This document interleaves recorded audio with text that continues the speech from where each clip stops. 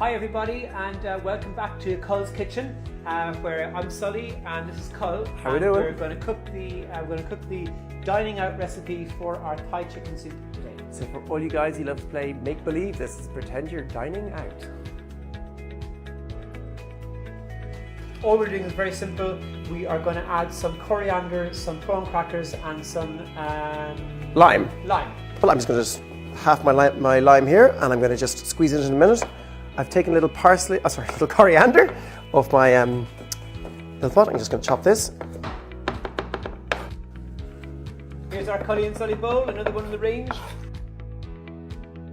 I'm actually going to add a little bit of lime juice first, just because and you'll taste that lime juice now, like as fresh lime juice. A little bit of coriander over the top of it. Makes the recipe really just... So is that a zing? And then... as if you cooked it 10 minutes ago. And then I have got just a little few prawn crackers. So yeah, so there we go. And I would recommend that for a lot of the recipes, whether it's a little bit of pesto or a little bit of anything, just a little bit of something fresh just before you eat it makes the world of difference.